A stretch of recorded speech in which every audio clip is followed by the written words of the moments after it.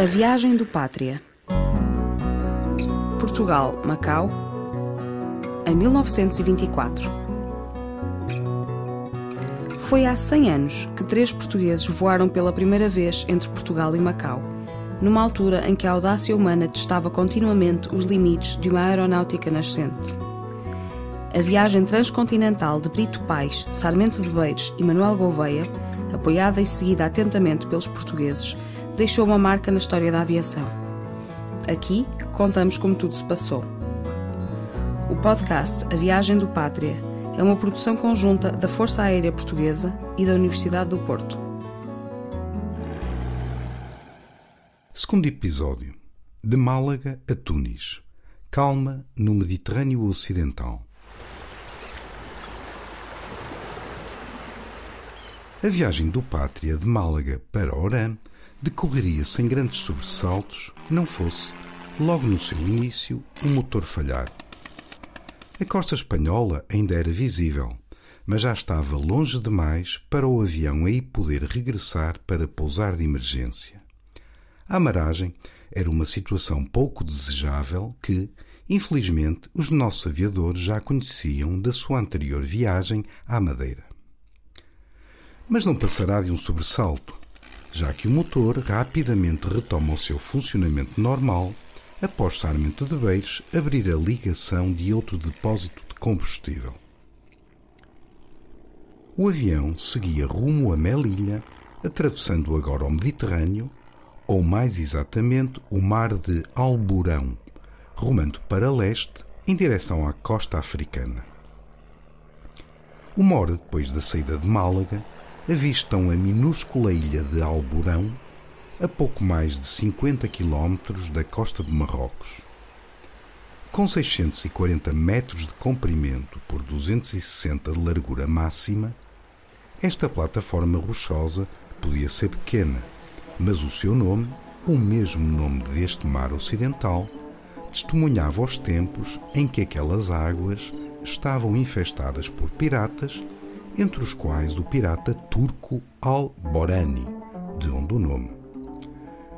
Passada a ilha, um quarto de hora depois, os aviadores sobrevoam, já no continente africano, o Cabo das Três Forcas, cujo perfil recortado lhes parece uma monstruosa garra petrificada, como diz Sarmento de Beiros. De cima, identificam os destroços do couraçado da Marinha Espanhola, o Espanha, encalhado junto ao cabo. Não ignoravam os aviadores que a zona que atravessavam era palco de guerra há vários anos, a chamada Guerra do Rif, com as tribos berberes a oporem-se, aliás com bastante sucesso, ao domínio espanhol.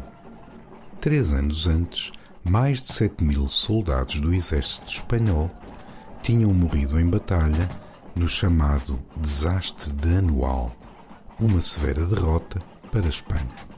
Este desastre seria, aliás, um dos motivos para o golpe de Estado que instalara a ditadura em Espanha há apenas 7 meses, em setembro de 1923.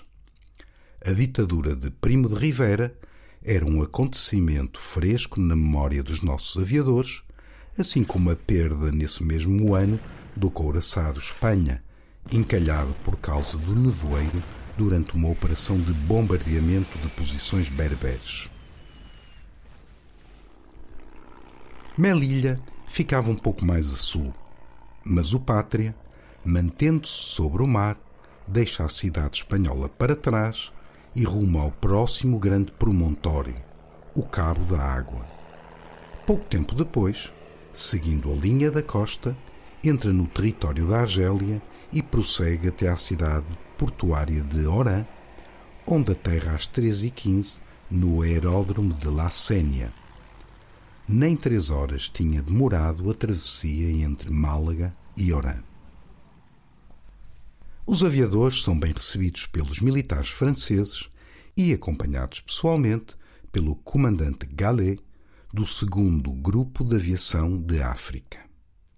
São apresentados ao comandante da Praça Militar, reservam-lhes quartos de hotel, fornecem-lhes mapas detalhados da região e informação meteorológica. Finalmente, é organizada uma recepção onde reencontram ou são apresentados a colegas aviadores franceses e em que Brito Paes tem a oportunidade de rever o seu instrutor de voo dos anos de guerra, Fulgence Lorca, um piloto natural de Oran. Mas que cidade era essa onde, para além do dia da chegada, 9 de abril, Sarmento de Beires e Brito Paes permanecem mais 2 dias inteiros esperando a confirmação de bom tempo para partir? A presença francesa no norte da África estendia-se de Marrocos à Tunísia, ambas sob protetorado, ou seja, com presença militar e controlo do governo local pela França. Em Marrocos, o extremo norte do território, a zona montanhosa do Rif, com o beneplácito dos franceses, estava sob protetorado espanhol, com as dificuldades que já conhecemos. Mas, entre Marrocos e a Tunísia, a Argélia estava sob um domínio bem mais apertado. Tinha sido o território por onde se iniciara a ocupação francesa do Magreb há cerca de um século, subtraindo-o ao Império Otomano. A Argélia era, nessa altura, o território mais ocidental do Império Otomano, a sua última fronteira a oeste.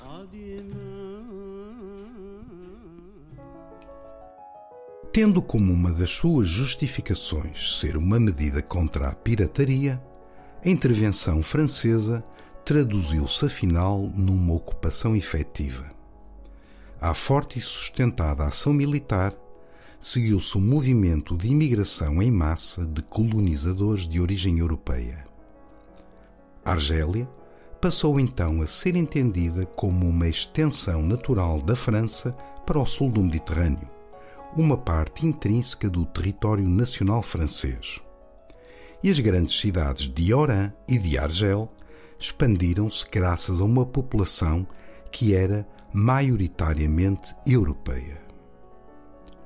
Oran, que é a cidade que agora nos interessa, alterou-se profundamente, com as avenidas e edifícios civis e militares franceses da cidade moderna a predominarem face aos vestígios do passado, fossem eles do tempo do domínio turco, espanhol ou anterior. Era então esta a fisionomia da cidade que os aviadores tinham sob os seus olhos. Mas o desenvolvimento de base europeia da cidade não significava a ausência de conflitos com as populações berberes ou árabes que se mantinham renitentes à ocupação. Sarmento de Beires isso mesmo nos refere, embora fique silencioso relativamente à impressão pessoal que Oran lhe causou.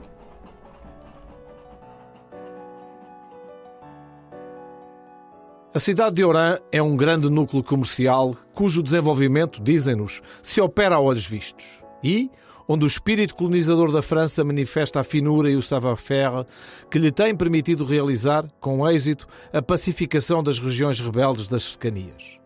Como centro aeronáutico, a sua importância pode avaliar-se pelas instalações de que dispõe. Estação términos de 3 linhas aéreas: Fez-Oran, Marselha-Oran, Alicante-Oran. La Sénia conta, além de 8 hangares para aviões, com um hangar para dirigíveis de grande tonelagem e oficinas bem providas de material de reserva, sendo também sede de 2 esquadrilhas de observação e bombardeamento. Entre os trabalhos que estas unidades estão levando a efeito, merece mencionar-se pelo esforço formidável que representa a ligação da Argélia com a Senegâmbia, através do Saara, ligação que sintetiza a nítida compreensão, por parte do governo francês, do valor económico das comunicações aéreas e, por parte do Estado-Maior, da utilidade e da necessidade de manter em forma a quinta arma. A quinta arma era, claro, a aviação. Quer a nível militar, quer civil, a aviação era já um elemento fundamental da presença colonial francesa, com estabelecimento de rotas de ligação entre os centros urbanos do Magreb, mas também para o interior argelino e, mais além, para as possessões francesas da África subsaariana.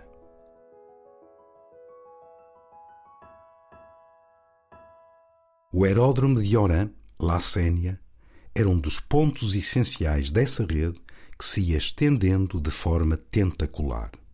E, já agora, aproveitemos a referência de Sarmento de Beires aos dirigíveis em La Sénia, apenas para nos lembrarmos que aquelas aeronaves viviam por estes anos a sua curta idade de ouro.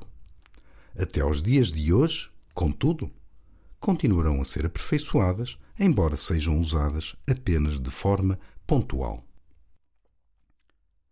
No ano seguinte, 1925, Oran será a primeira escala africana da tentativa de ligar por via aérea Paris ao Lago Chad.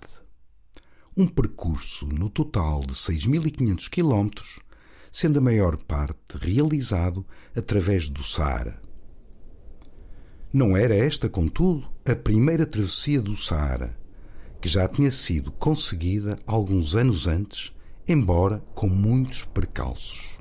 Acidentes, aviadores perdidos no deserto e salvos in extremis, a perda da vida do general que a comandava. Mas esta expedição de estudo, minuciosamente preparada e comandada pelo coronel Louis de Gouailly, é bem ilustrativa dos perigos que estas tentativas envolviam. Perigos similares àqueles a que Brito Pais e Sarmento de Beires estavam sujeitos. E, contudo, tinha sido bem financiada pelo governo francês e planeada com cuidado, apoiando-se no conhecimento obtido através dos raids aéreos e automóveis anteriores e de uma rede de apoio e abastecimento que a Citroën já estava em condições de oferecer no percurso transsaariano. Até a Latécoère, a empresa aeronáutica que já encontramos em Málaga, tinha sido contratada para transportar equipamento de substituição. Os aviões usados para a expedição eram 2 Blériot 115, quadrimotores, portanto, aparelhos pesados que acomodavam uma equipagem de 4 pessoas e pilotados por aviadores experientes. A expedição conseguiu vencer o deserto, mas ainda lhe faltava 1.500 km para chegar ao lado Chad, quando, já no Níger, um dos aviões falha a descolagem, despenhando-se sobre o solo. Por milagre, o combustível não se incendeia, mas os tripulantes do outro avião, que se apressam a socorrer os seus colegas, encontram um cenário terrível. O comandante, em estado de choque, de pé, à beira de 2 dos seus aviadores, estendidos no solo e gravemente feridos. Um deles morrerá poucas horas depois. O piloto gemia sob os destroços do avião, em risco de sufocar, o que apenas não sucedeu graças à ajuda dos habitantes locais que conseguiram remover a tempo a estrutura que o comprimia. Este piloto era, aliás, o mesmo que tinha realizado a primeira travessia aérea transsaariana, o coronel Vuillemin. A expedição acabou aí, mas dela também nos fica outro nome a reter. O piloto do avião que se manteve intacto era o célebre aviador Pelletier Doisy, que os aviadores portugueses encontrarão no seu caminho para Macau e que, para já, está envolvido noutro projeto. Voltaremos a falar dele e até mais do que uma vez. Brito Pais e Sarmento de Beires preparam-se agora, estamos a 12 de abril e passa pouco das 7 horas da manhã, para descolar de Oran, depois das despedidas, agradecimentos, formalidades de saída e da regularização da despesa de manutenção e reabastecimento do Pátria, que não terá sido pequena.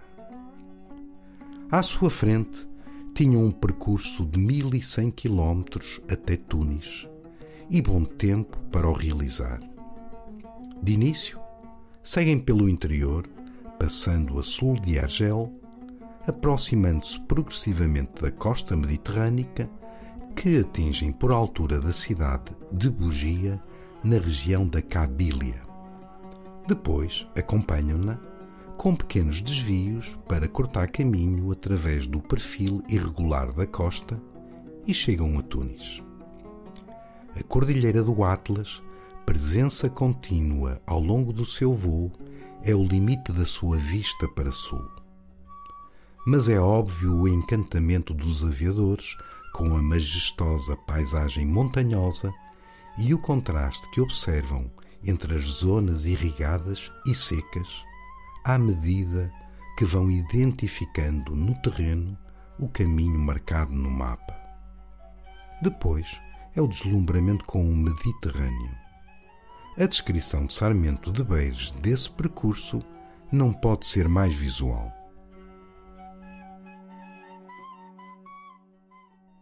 O Val do Oued Chelif corria sobre nós, larga faixa verde em que as sinuosidades do rio desenhavam um bordado cor de barro.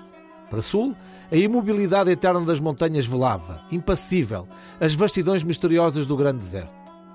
A linha estreita da via férrea, entrelaçada na Estrada Branca, traçava nas culturas um arabesco alongado de Pau Santo e Nácar. Nas faldas do Monte Zagar, o arabesco perde-se entre o arvoredo, para surgir ao longe, coleando, a caminho de Argel que, à distância, reluz como pérola ao fundo da concha azul da baía. Depois são a grande e a pequena Cabília, de relevo áspero, pedregosas e soturnas. As montanhas aproximam-se do mar, careadas de onda a onda por aldeias miseráveis. Entre Telis e Bugia, alongam-se mais de 100 km de região escalvada e erma. Visão que horripila. O pico de Lela Kridjidja, apunhalando o céu, coberto de neve no topo agudo, jorra lividamente no horizonte de estebordo como tumor purulento da alta cordilheira da Durjura. Adiante, o Vale do Sahel abre uma traça de verdura no terreno alcantilado que retoma o caráter agressivo e desolante até Philippeville. E o Jabal Goufi são mais de 1000 metros que ainda prumo sobre o mar.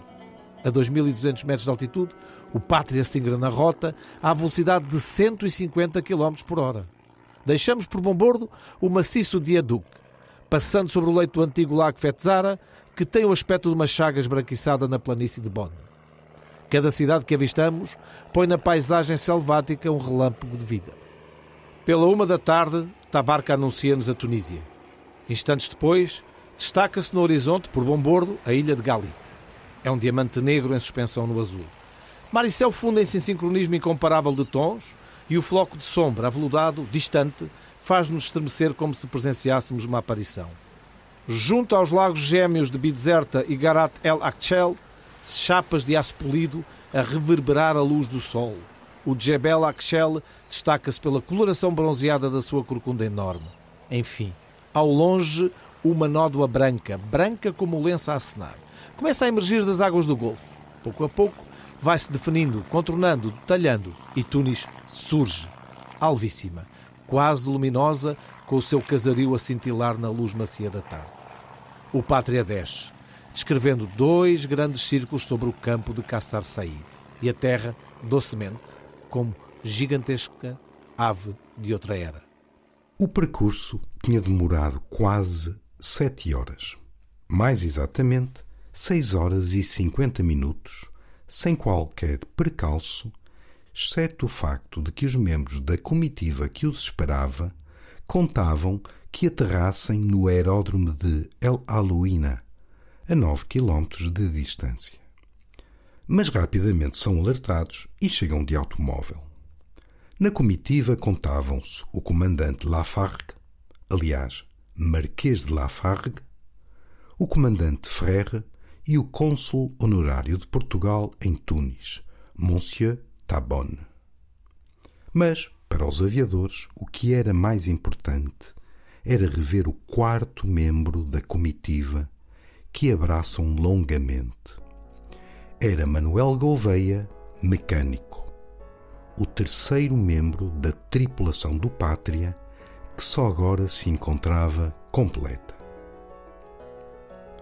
Manuel Gouveia tinha sido responsável pela adaptação e reparação do Pátria e, portanto, conhecia o funcionamento da máquina como ninguém.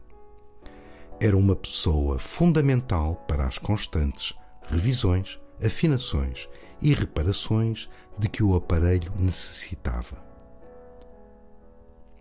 Lembremos de que o objetivo da primeira etapa era Tunis, mas que Málaga e Oran se meteram de permeio. Quando o Pátria saiu de Milfontes, tinha os depósitos atestados para vencer de uma só vez mais de 2.000 quilómetros. Com Gouveia a bordo, o peso total ficava perigosamente próximo da carga máxima que, em teoria, o avião poderia suportar. E a pista de Milfontes poderia não ser suficiente para a descolagem.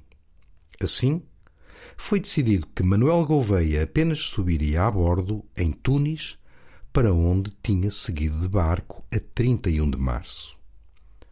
Aí, ainda teria de esperar mais de uma semana pelos seus companheiros de voo. Mas, por agora, deixamos os aviadores em Tunis, preparando-se para enfrentar a travessia da Líbia e chegar ao Egito. Voltaremos à sua companhia no próximo episódio de A Viagem do Pátria.